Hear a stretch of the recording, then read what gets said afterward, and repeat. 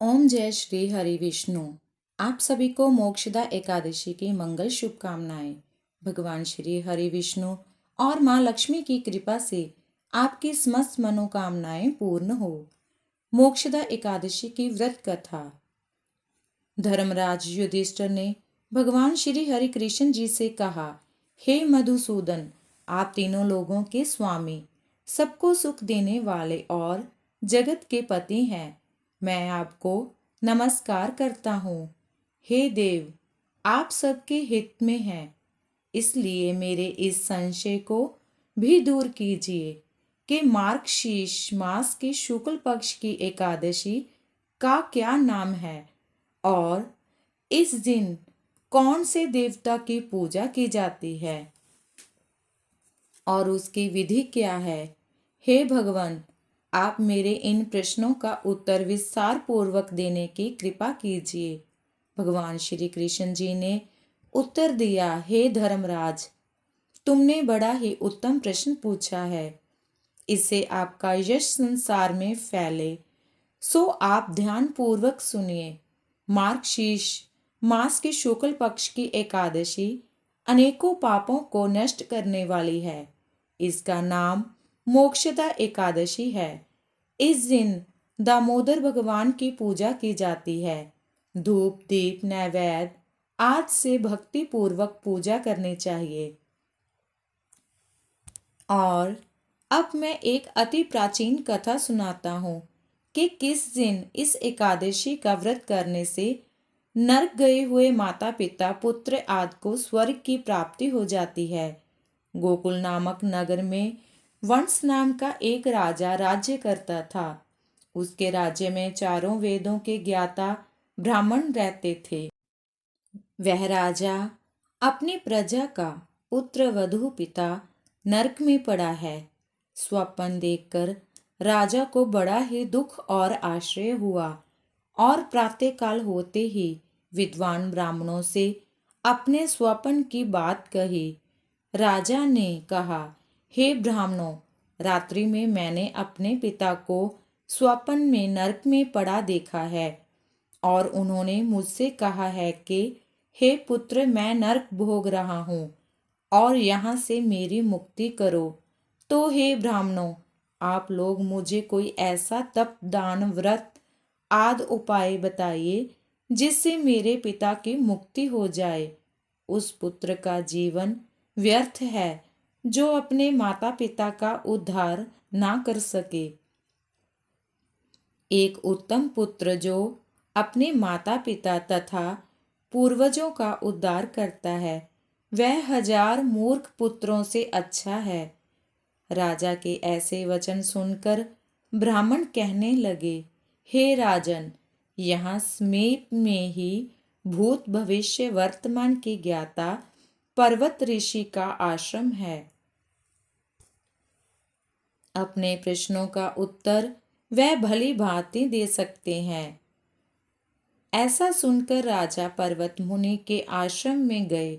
उस आश्रम में अनेकों शांत चित्त योगी और मुनि तपस्या कर रहे थे और उसी स्थान पर चारों वेदों के ज्ञाता साक्षात ब्रह्मा के समान पर्वत मुनि बैठे हुए थे। राजा ने वहां जाकर उनको प्रणाम किया। पर्वत मुनि ने राजा से उनके आने का प्रयोजन पूछा। राजा ने कहा, हे महाराज, आपकी कृपा से मेरे राज्य में सब कुछ कुशल है, परंतु अकस्मात एक विघ्न आ गया है जिससे मेरे हृदय में अत्यंत अशांति हो रही है। यह सुनकर पर्वत मुनि ने एक क्षण के लिए आंखें बंद की और भूत एवं भविष्य के बारे में विचार करने लगे। फिर बोले, हे राजन, मैंने अपने योग बल से तुम्हारे पिता के सब कुकर्म को जान लिया है। उनके पूर्ण जन्म के पापों के कारण ही उन्हें यह नरक मिला है। तब राजा बोला, हे महात्म, मेरे पिता के उद्धार के लिए कोई उपाय बताएं।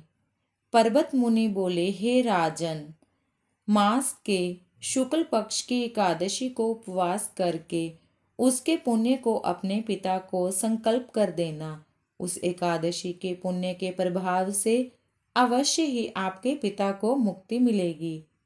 मुनि के वचन को सुनकर राजा अपने महल में वापस आ गया और कुटुंब सहित इस मोक्षदा एकादशी का व्रत किया। फिर उस उपवास के पुण्य को राजा ने अपने पिता को अर्पण कर दिया। उस पुण्य के प्रभाव से राजा के पिता को नरक से मुक्ति मिल गई और वह स्वर्ग को चले गए। मार्ग मास के शुक्ल पक्ष की इस मोक्षदा एकादशी का व्रत करने वाले के समस्त पाप नष्ट हो जाते हैं और अंत में उसको स्वर्गलोक की प्राप्ति होती है। इस व्रत से बढ़कर मोक्ष देने वाला अन्य कोई व्रत नहीं है। इस कथा को पढ़ने तथा सुनने मात्र से वाजपेयी यज्ञ का फल मिलता है। यह व्रत मोक्ष देने वाला तथा चिंतामणि के समान सभी चिंताएं को दूर करने वाला है। इतना कहकर भगवान श्री कृष्ण मौन हो गए। तो प्रेम से बोलिए दामोदर भगवान की जय। और अब आप सुनेंगे एकादशी माता की कथा। एकादशी का व्रत, एकादशी माता की कथा सुने बिना अधूरा ही माना जाता है। इसलिए पूरे श्रद्धा भाव से एकादशी माता की कथा भी जरूर सुननी चाहिए। एकादशी माता की कथा के अनुसार मूर नामक एक दैत्य था।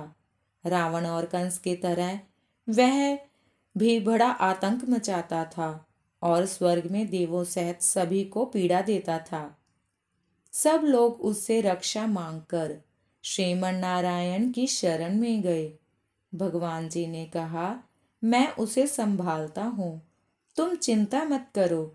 सभी देवताओं को आश्वासन देकर भगवान मूर के साथ युद्ध करने लगे, लेकिन अपनी सारी शारीरिक शक्ति लगाकर भी भगवान विष्णु कुछ नहीं कर सके। भगवान को युद्ध के मैदान से पलायन करना पड़ा। तब वह हिमालय की एक गुफा में जाकर छुप गए। मूर भी उनका पीछा करते हुए वहीं पहुंच गया। भगवान ने ध्यान करना शुरू किया और उनके मन से एक शक्ति उत्पन्न की, उनकी मानसिक शक्ति, और इस शक्ति ने बाहर आकर मूर को अपने तलवार से मार डाला। हम जानते हैं कि शरीर में 10 इंद्रियां हैं, क्योंकि यह देवी उनके मन अर्थात भगवान की 11वीं इंद्री से निकली थी। इसलिए भगवान ने उन्हें एकादशी के नाम से पुकारा। एकादशी माता की उत्पत्ति का दिन उनके नाम से ही जाना जाने लगा। माता एकादशी के अंतिम चरण के दौरान उत्पन्न हुई थी, इसलिए इसे जयंती कहते हैं। और उन्होंने द्वादशी के पहले चरण के दौरान दैत्य को मार डाला था, इसे स्मर की कहते हैं। अब एकादशी के दिन व्रत क्यों करना चाहिए, भोजन क्यों नहीं करना चाहिए, तो इस बारे में भगवान ने घोषणा की कि एकादशी के दौरान देवी के इस महान कार्य के कारण पूरे जगत में कोई भी पाप नहीं रहेगा। लेकिन पाप तो पहले से ही है। जब उसने यह सुना तो पाप पुरुष आश्रय की तलाश में इधर उधर भागने लगा। एकादशी के दौरान वह कहाँ रहेगा? वह जहां भी गया सभी ने उसे आश्रय देने से इनकार कर दिया। तब अंत में भोजन अर्थात अन्न एकादशी के दौरान उसे आश्रय देने के लिए सहमत हो गया। इसके बारे में एक श्लोक है, यानी कानि च पापानि ब्रह्मा हत्याद कानि च अन्मात्य सर्वाणि सरे अघम स केवलम भंते यो भंते हरि वासरे। तो एकादशी के दौरान सभी पाप भोजन में ही आश्रय लेते हैं, और जो कोई मनुष्य इस दौरान यानी आके एकादशी के दौरान भोजन करता है वह उस पाप में प्रवेश करेंगे और रोग समस्या अत्याद हानि परेशानी बन जाएंगे। इसलिए एकादशी के दिन व्रत धारण करना चाहिए। भगवान विष्णु ने कहा है कि जो भी मनुष्य एकादशी के दिन व्रत धारण करेगा उसके समस्त पाप नष्ट हो जाएंगे और उसे अंत में विष्णु लोक की प्राप्ति होगी। एकादशी को विष्णु भगवान की कन्या भी कहा जाता है क्योंकि वह भगवान की मानस पुत्री है। उनकी मूर्ति पूरी जगन्नाथ मंदिर और द्वारका धाम में भी है। भगवान के धर्म की रक्षा के लिए जितने भी अवतार हैं वह सभी एकादशी के दिन ही हुए हैं, इसलिए यह इतना पवित्र दिन है। एकादशी व्रत का प्रभाव बताते हुए भगवान श्री कृष्ण जी ने धर्मराज युधिष्ठिर जी से कहा, गालो मुनि का भद्रशल नाम का एक पुत्र भद्रशल ने छोटी उम्र से ही एकादशी व्रत का पालन करना शुरू कर दिया। मुनि ने उन्हें ऐसा करने के लिए कभी नहीं कहा था। एक बार मुनि ने भद्रशल से पूछा कि उन्हें इस व्रत को करने के लिए किसने कहा है। भद्रशल ने कहा कि मैं तो कई जन्मों से एकादशी का व्रत करता आ रहा हूँ। आमतौर पर किसी को भी अपना पिछला जन्म याद नहीं रहता। जब तक आप माँ के गर्भ में होंगे तब तक आपको पिछले जन्मों की याद रहेगी, लेकिन जन्म से ठीक पहले यह स्मृति मिट जाती है। लेकिन भद्रशल को पिछले जन्म की याद उस समय भी थी। यह एकादशी व्रत की शक्ति थी जिसका वह पालन करते थे। वह एक पूर्व जन्म में धर्मकीर्ति नामक राजा थे। धर्मकीर्ति बहुत ही क्रूर था। उसे कोई पसंद नहीं करता था। ऐसा कोई पाप नहीं था जो उसने नहीं किया हो। एक बार वह अपने सैनिकों के साथ शिकार पर गया। उसने एक हिरण को देखा और अपने सैनिकों को उस हिरण को चारों ओर से घेरने के लिए कहा। राजा ने कहा कि जो भी उस हिरण को भागने देगा उसका पूरा परिवार मार डाला जाएगा। हिरण ने यह सुना और सोचा, बेचारे सैनिक, मैं उनमें से किसी को कुछ भी नहीं होने दूंगा। हिरण राजा के पास से निकल भागा। राजा ने हिरण का पीछा किया। सूर्यास्त होते ही राजा एक घने जंगल के अंदर फंस गया। हिरण कहीं भी दिखाई नहीं दे रहा था। राजा ने एक पेड़ के नीचे रात बिताई। उसने दिन भर में कुछ भी नहीं खाया था। उसे चारों ओर से खतरनाक जानवरों के गुर्राने की आवाज भी सुनाई दे रही थी। वह सो भी नहीं सका। राजा ने डर से श्री हरि परमात्मा से प्रार्थना करना शुरू कर दिया। फिर सुबह होते ही उसकी मृत्यु हो गई। यमदूत आए और उसे यमराज के पास ले गए। यमराज ने पूछा, तुम लोग इन्हें यहाँ क्यों लाए? तो इनका स्थान तो बैकुंठ में भगवान महाविष्णु के बगल में है। यमदूतों ने यमराज जी से कहा, लेकिन राजन, यह तो महापापी है। यमराज बोला, नहीं, वह सब चला गया है। यह अब बिल्कुल पवित्र है। जिस दिन इसकी मृत्यु हुई वह एकादशी थी। उन्होंने दिन भर उपवास किया और रात में जागते हुए श्री हरि का स्मरण किया। उनके सारे पाप दूर हो गए। यह पवित्र हो गए।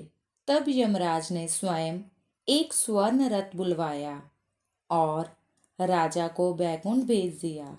इसके बाद जब लोगों को इस बारे में पृथ्वी पर पता चला तो वह सभी एकादशी का पालन करने के लिए और अधिक उत्साहित हो गए। तो प्रेम से बोलिए, एकादशी माता की जय।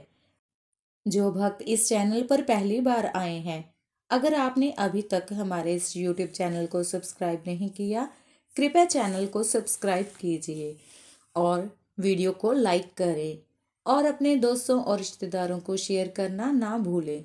मिलते हैं आगे ही एक और नई कथा व कहानी के साथ। तब तक के लिए जय विष्णु भगवान।